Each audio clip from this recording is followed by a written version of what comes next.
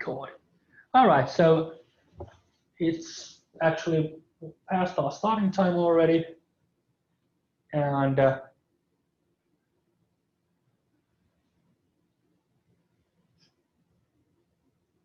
let's have a look at, okay, let's have a look at second-degree linear differential equations with constant coefficients. Well, that's a mouthful. Actually, it's not all yet. We're still want to have those being homogeneous, but as with mathematics, when we're introducing lots of definitions, it's usually to make things easier. So first degree linear differential equations are easy because you can just integrate those and you get some kind of an answer. So it's really close to what we did with implicit differentiation. So a differential equation is an equation that tells how something changes. So actually, I don't have that introductory slide here, but we may consider this. Well, homogeneous means that we don't have this constant term, so it's 0. So an example of what we're talking about is second-degree linear homogeneous differential equation is this a y dash dash plus by dash plus cy equals 0. So second degree, we have the second degree differential there, and so a must be something less than 0. We have all the coefficients are constants. A, b, and c are not functions.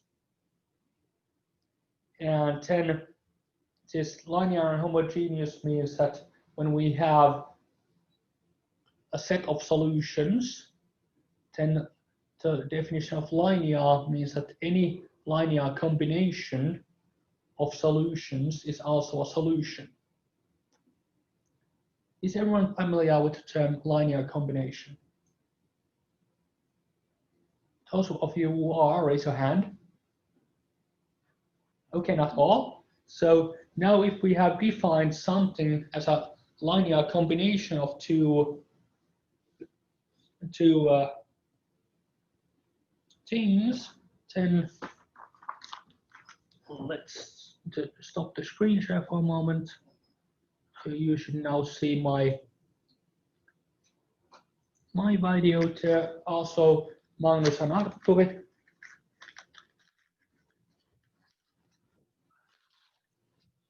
So in the geometrical sense,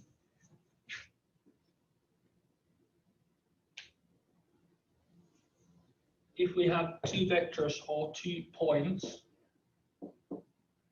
let's call this the point A and this the point B, then the linear combinations of these points are all the points in this line.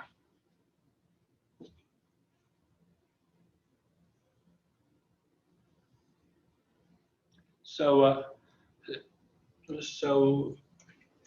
anything in between. So one important linear combination in some cases would be the average of A and B somewhere down the midpoint, but also any weighted average. So closer to B, that's also a linear combination, or closer to A, it's also a linear combination.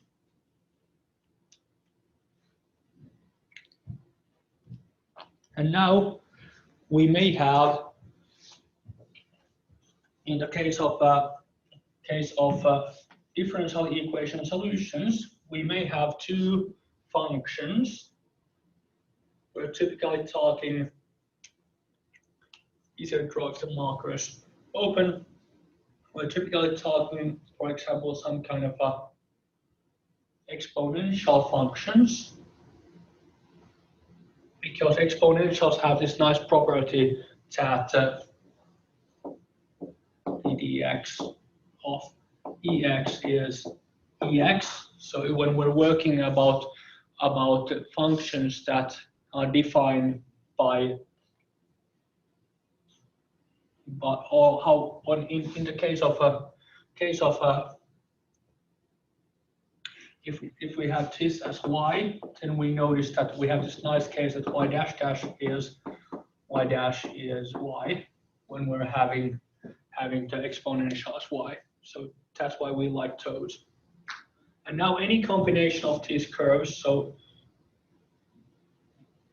any curve in between that follows the same shape is also a solution.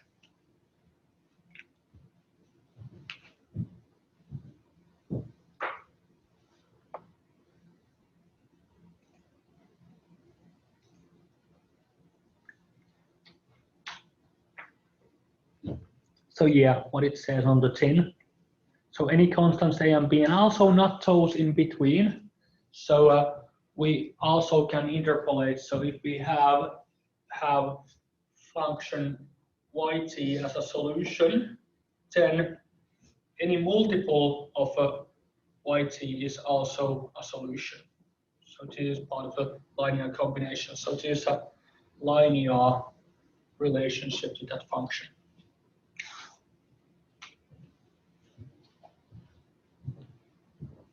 And one system of linear combinations, is actually the coordinate system. So we're having essentially all coordinates we can show here. So if we consider any point, then we may remember that we have the vectors I and j here. And any point here is some linear combination of I and j.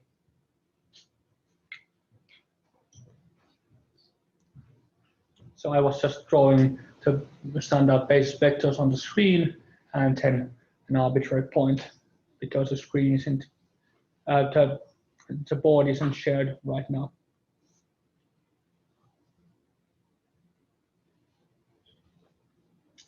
Okay. Solution algorithm. Now, one important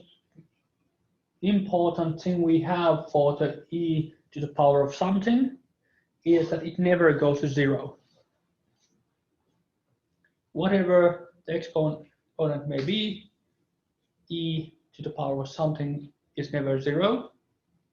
But we still have this nice property that when we differentiate it, then we get repeats. So now when we try to solve a second degree differential equation, let's assume that y is some function of form e to the power of rt, or whatever r may have. Then when we differentiate it once, then y dash becomes r times e to the power of rt. And when we differentiate that once more, we get r squared e to the power of rt. So our function, which has any, if we can present our function in the form a times second derivative y plus b times first derivative y plus c times y equals 0, we get this ar squared and so on, what you can see on the screen right now. And because e to the power of rt never goes to 0, then those coefficients and r's must go to 0. Otherwise, there is no existing solution. So we can now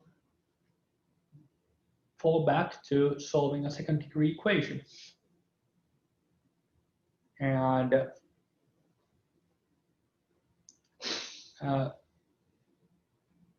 then depending on what our discriminant is like, we have possible class of solutions.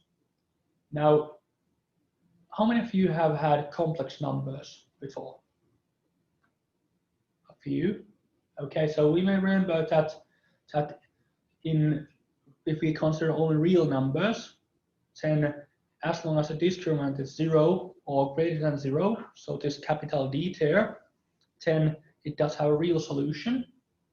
And if we're having D smaller than 0, we need to have the concept of imaginary numbers. We'll have in a moment have a look at what they are. Imaginary numbers have a connection to the unit circle as well. So we will essentially, if we consider that this differential equation would model a simple pendulum that has been damped, then different cases corresponds to underdamped, overdamped, and harmonic oscillation.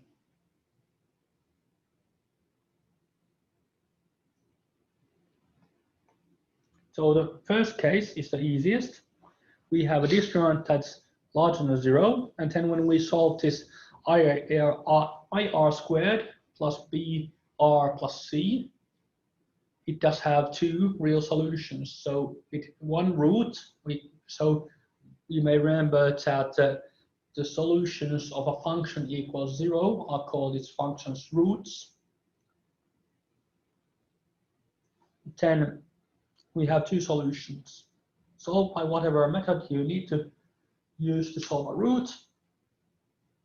And we can substitute these on the general solution, which is of form some constant times e to the power of RT. And now what we have two R's, we have two constants, A plus ERT plus B to e to R2T. And if we have more information, then we could tell what those constants A and B are. But if we do not have any more information, then we cannot really fix those. So for example, if we knew that the value of the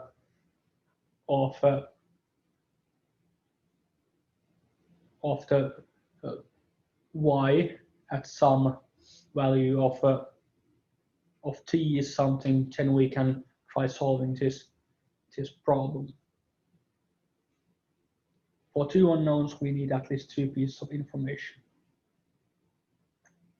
So this is technique when we're solving the second degree equation by itself. This would be the simplest case of having only one root.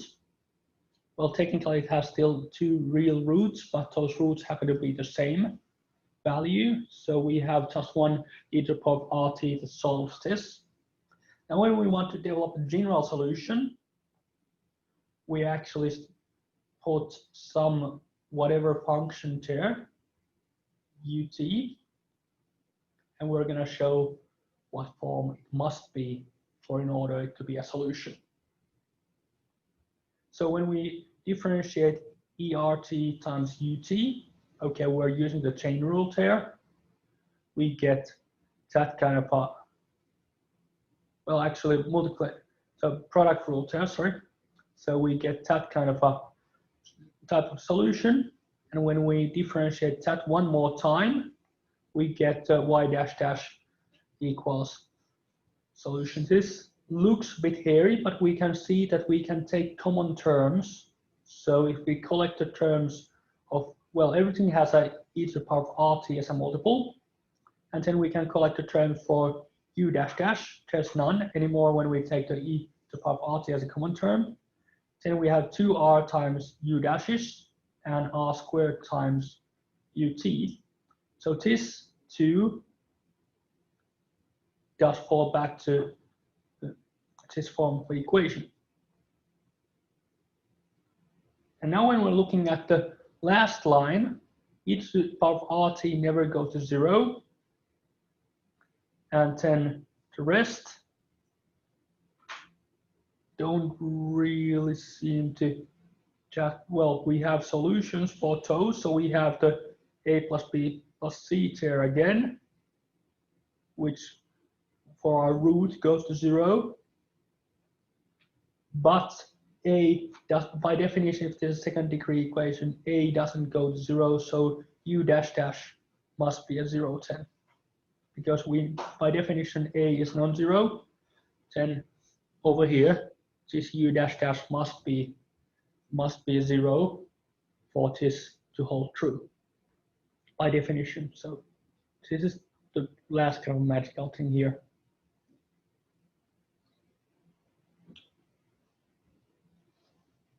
So we have a solution where 2a r plus b must be 0, where r is a solution for that second degree equation, and then u dash dash must be a 0. So we get that when we integrate 0 twice, first time we get a constant, and then we integrate a constant, we get constant times t plus another constant. So we get a general solution of that form. And now if we know something more about the y function, what shape it is or what values it should get, we can then fix these constants. And then the imaginary case. So yeah, a little note. So originally, when the theory for imaginary numbers and complex numbers was developed, those imaginary and complex were kind of calling names there. So what is this good for? But there are applications. For example, how many of you want to become electrical engineers? Okay, 2, maybe 3. So when we model this kind of harmonic oscillation, for example, AC power, then you're going to run into equations which do have the imaginary unit there. Actually on this slide, we're going to see why, because the roots are of this form, where omega is an angle on the complex plane, and then we have this. So, the value of omega is the discriminant divided by 2a, and the value of the real part k is minus b over 2a. So our solutions will be of this form. And the imaginary unit is such a number that when it's squared, its value is -1. So a theoretical trick, which does have some nice properties to use. Now we're gonna have two imaginary or complex solutions, which are of this form. So if you want to have all of those nice constants in one equation, then e to the power of imaginary unit times pi equals -1. This was kind of a, wait, what? But now I hope you remember what radians are. Pi here is 180 degrees. And if we map this e to the power of I into the unit circle, where we have the real numbers here, and I'm supposed to use, in this context, I'm supposed to use,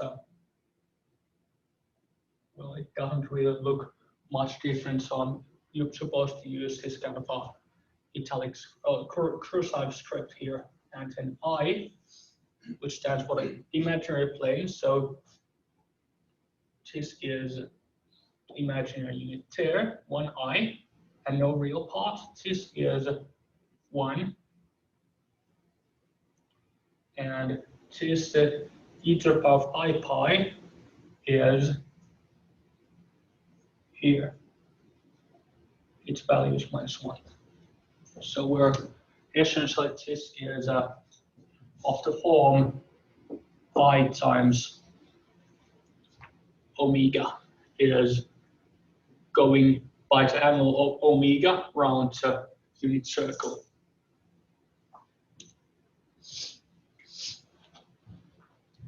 I probably will need to do some extra material on complex numbers, and we're having more theory on complex numbers later. And now we're going to select those tentative solutions. The later one of those should be y star 2 and not y. We should not have two y star 1s. So later one is y star 2. And if we select those in such a way, because we can then pull those e to the power of I x's back to cosine and sine form. And any combination of those functions is a solution. So when we select those functions in a nice way, the imaginary part will be cancelled out. And we substitute back, we get a e to the power of kt cosine omega t and b plus e to the power of kt sine omega t. So this returns nicely into a cosine plus sine form, and this is the equation for harmonic oscillation. Appears in well, okay, depending on k, it might not be harmonic, it might be also dampened oscillation, but any kind of oscillation we have, electrical circuits, or of course natural oscillation. So we hit a piece and it starts to vibrate, can be modeled with these kind of methods. Okay, a few examples. This first one's simple, school maths, y dash dash plus y dash minus 2y plus 0. Solve the equation. Now in this case, we notice that we can do this by dividing it with a common factor. So r plus 2 times r minus 2, r minus 1 is 0. So values of r are 1 and minus 2 for that to hold true. And the general solution is takes that shape. Now if we, for example, knew that the value of y at two values of t, then we could put those values in the equation and solve what are a and b by elimination. Okay, we are having the next one. So y dash dash plus 4y dash plus 13y equals 0 goes to that form of an equation. The discriminant here is negative, minus 36. So it will have this kind of a complex solution. And then we know that we can use the complex formula. So you're not expected to derive the solution yourself. You can, when you have been told the formula, you can use that formula.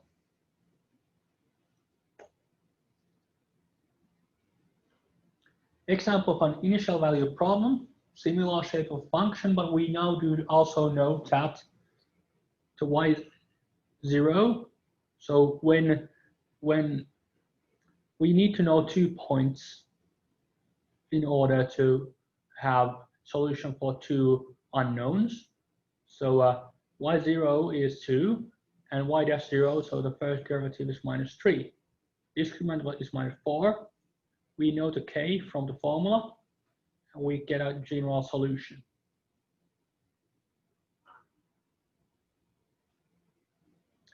And then when we have t equals 0, sine omega t is sine 0 is 0, cosine omega t is cosine 0 equals 1, and e to the power of minus 0 is 1. So when we know an initial value where it starts, we can fix a. So that's y equals a times 1 plus b times 0 times 1 times 0. So b times 0 is nothing. We have no information yet about the b, but now a times 1 must be the value of the function at the 0 point, which is 2, so a must be 2.